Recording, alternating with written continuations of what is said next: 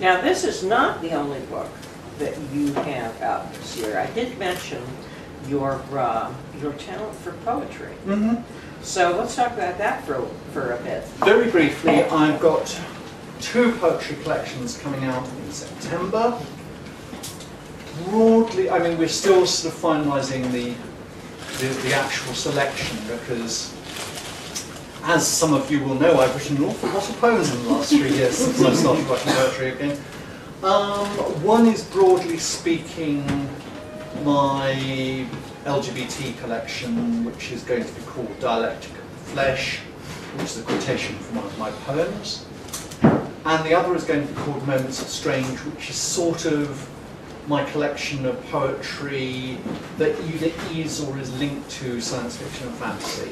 So, for example, there are various poems from program books, like the poem I wrote for the Readcom program book about Mr. Jeff Ryman. The one about Joanna Russ?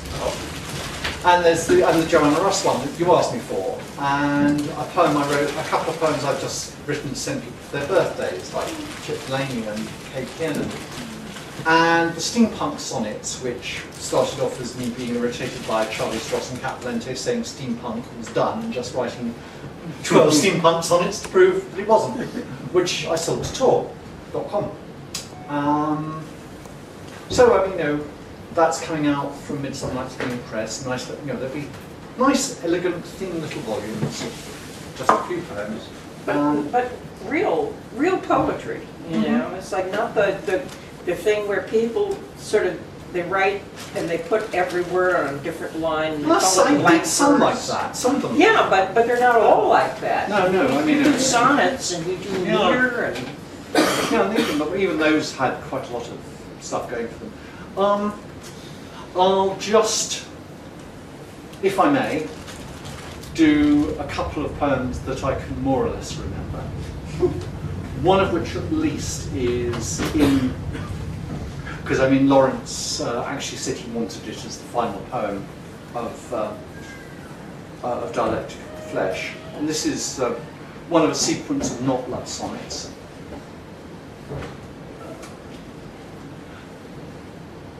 The woman that I love, she isn't you, although she has your dark curls in my head.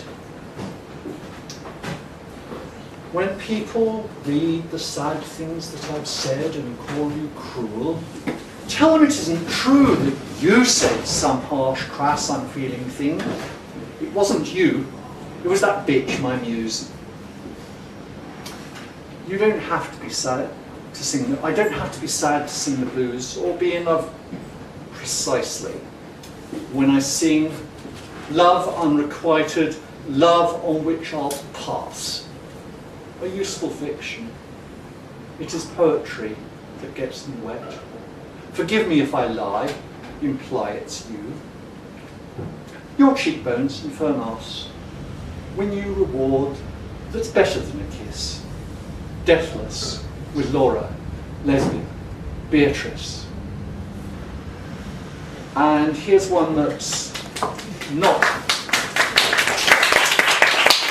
going to be in these collections, but which is one I'm particularly fond of, and which, as we look forward to the apocalypse that's going to be the Olympics, you with the screen outside your window. I am reciting this to a lot of my friends because it is a poem that I feel very strongly is a warning. The poet to her young comrades. We will not all live through this. Death will come. Death will take you unexpectedly, shot in a crowd, crossing police lines. And if I are allowed by circumstance and age, my heart will break. I'll write a poem for each death. My friend was special and is gone. That's what we say in every elegy. And then I may incite some sort of violence at the end. I'll still write sonnets And that little turn in the last couplet will break people's hearts read at your funeral. And so it starts, the people's angry rage. I'll see them burn your killers. Yet know with a guilty sigh, it was my verses sent you out to die.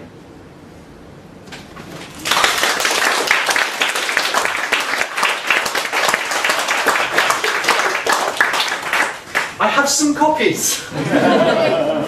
10 at a time. Any other questions for Roz? Christina. You've told me about some of the ideas you've got in your books, and it seems that I don't know if you've set out deliberately to do so, but you seem to really be insulting every philosophy, belief, cherished historical figure. Well, once you start with one, you can't leave them out. It worked for Salman Rushdie, but are you worried about potential fatwas or being on the Pope's blacklist? Did you send him a copy? Not yet. I thought I'd wait till I was a bit more done.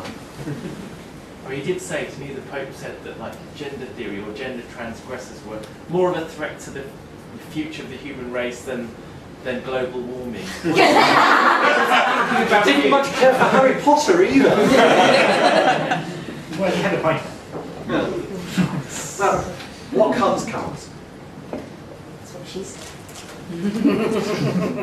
I was interested in the Aztec aspect of the book. Having a bit of reading about, how do you treat Cortez and Montezuma? Is one sort of more heroic and one more villainous, or how? Oh, I kind of don't. I mean, my take on Aztec society is, on the one hand, oh my god, oh my god, oh my god, and on the other hand, it seemed to make perfect sense at the time.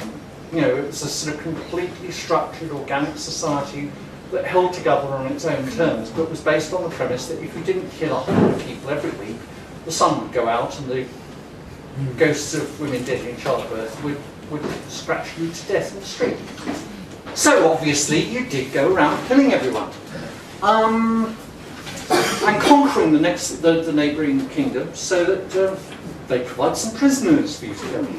I mean, it all makes perfect sense, and I kind of see Montezuma in that light. It's, he's wrong, but I mean, he's kind. Cortez was a thug. Cortez was a thug.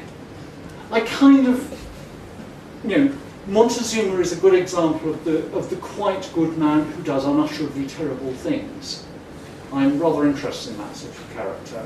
Cortez is not someone who ever has any problem with doing terrible things. I mean, at one point, Mara looks round at the plague-devastated, fire-devastated city of Tenochtitlan that he's in the process of wrecking, and says, "Would your emperor mind all this?" And Cortez just looks at her and says, "Gold does not burn, nor take the pots."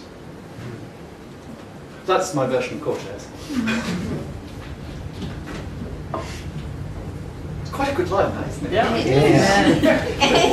You don't have to actually do much characterization after you've given someone that line.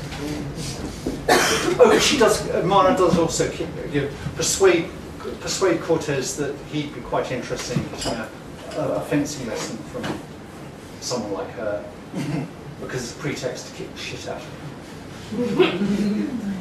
And have him grateful. Anyone else?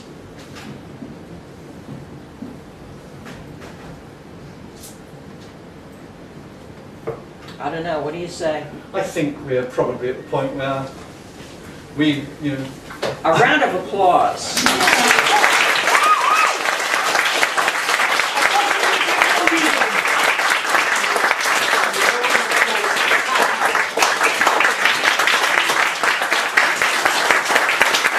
I'm only as good as the material I have to work with. and a round of applause for our camera person.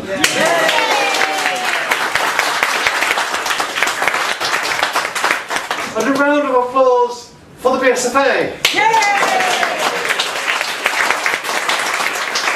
You know that thing where in North Korea and Cuba, people go on talking for hours and hours and hours, and it's not a good, it's not a really good party rally unless someone dies of a burst bladder. We used to call it Catholic school. That sounds like my cue to interrupt you and stop you talking. Of course, you could read a few more chapters. And, Or you could buy the book.